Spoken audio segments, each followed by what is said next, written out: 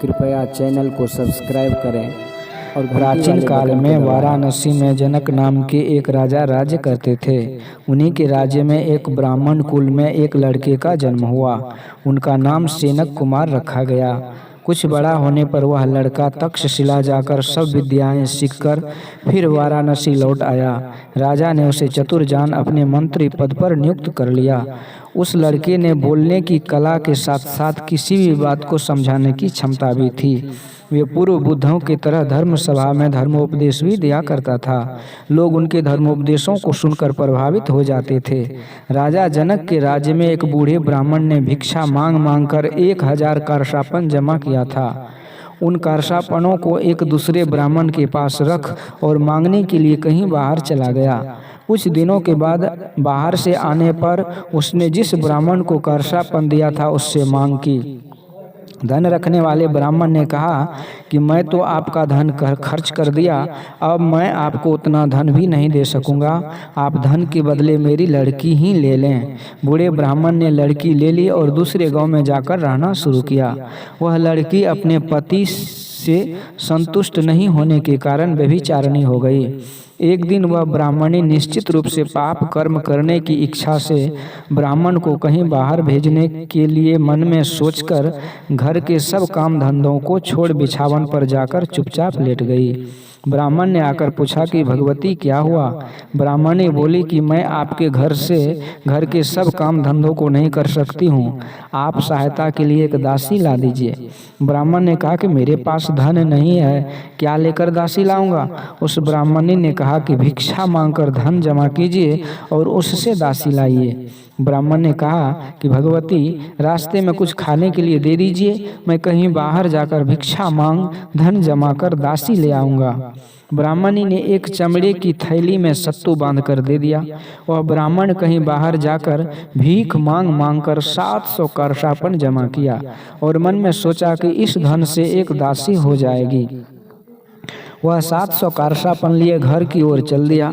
रास्ते में जहाँ पानी की सुविधा थी बैठकर सत्तू खाया और सत्तू की थैली के मुंह को खुला छोड़कर पानी की जगह पानी पीने कुल्ला आचमन करने चला गया।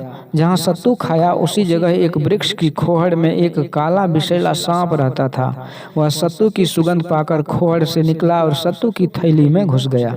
वह ब्राह्मण पानी पीकर आया और बिना देखे ही सत्तू की थैली के मुंह को बांधकर उसे लेकर चल दिया। रास्ते में एक वृक्ष देवता ने कहा कि ब्राह्मण, यदि रास्ते में ठहरेगा तो तू मरेगा और यदि आज तू घर पहुंच गया तो तेरी पत्नी मरेगी। इतना कहा हुआ वृक्ष देवता अंतर्ध्यान हो गए।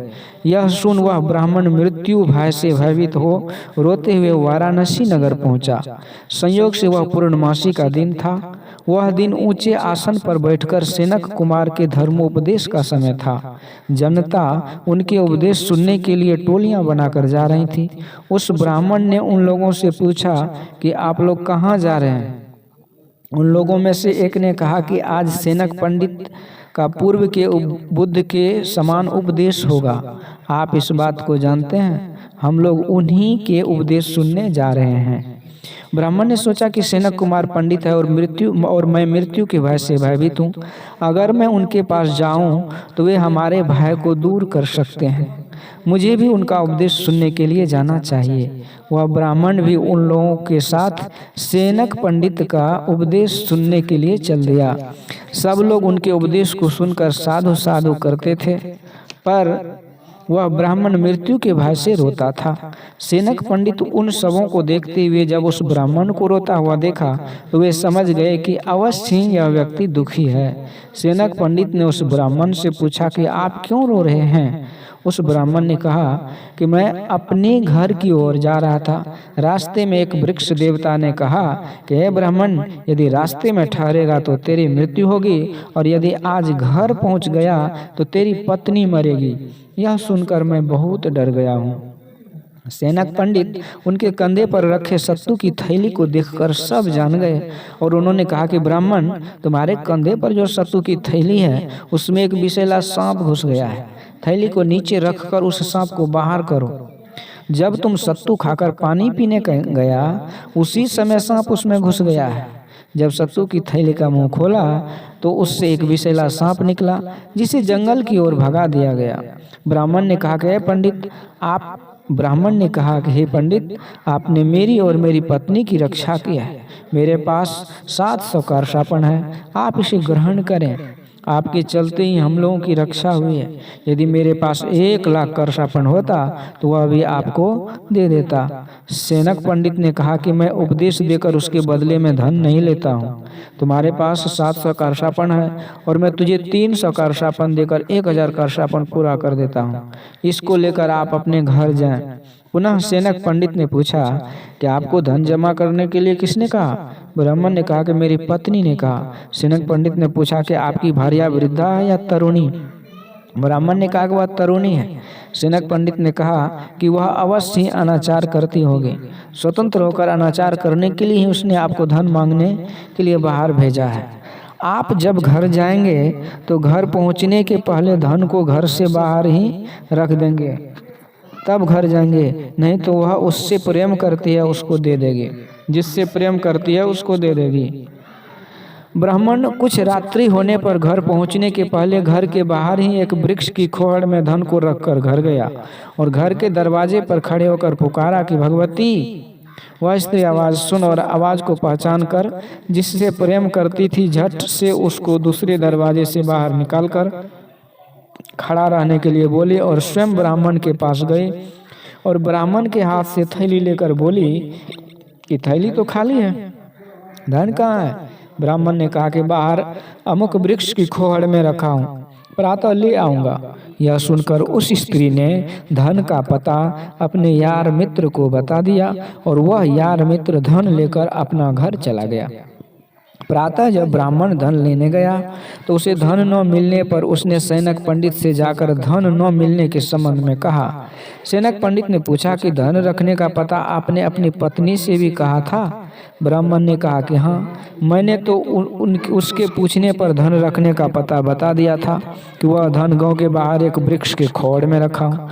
सेनक पंडित ने कहा कि जो व्यक्ति आपकी पत्नी से प्रेम करता है वह धन उसने ही लिया है। अब आप एक काम करें, मैं आपको कुछ धन देता हूँ, आप इस धन से 7 ब्राह्मणों को अपनी पत्नी के साथ, दूसरे दिन 6 ब्राह्मणों को अपनी पत्नी के साथ, तीसरे दिन 5 ब्राह्मणों को अपनी पत्नी के साथ, चौथे दिन 4 ब्राह्मणों को अपनी पत्नी के साथ, इसी क्रम से 7 दिन तक कौन ब्राह्मण आपके यहाँ भोजन करता है उसका नाम हमको बतावें। ब्राह्मण ने वैसा ही किया। जिस ब्राह्मण ने 7 दिन भोजन किया था उसका नाम उसने सेनक पंडित को कहा। सेनक पंडित ने उस ब्राह्मण को बुलाकर पूछा कि आपने इसके धन लिए हैं? उसने कहा कि मैंने धन नहीं लिया। सेनक पंडित ने कहा कि आप जानते नहीं, मैं सेनक पंडित हूँ, आप जहाँ धन रखे हैं क्या मैं वहाँ से मंगा लूँ? यह सुनकर उसने धन लेना स्वीकार कर लिया और सेनक पंडित के कहने पर उसने धन लौटा दिया।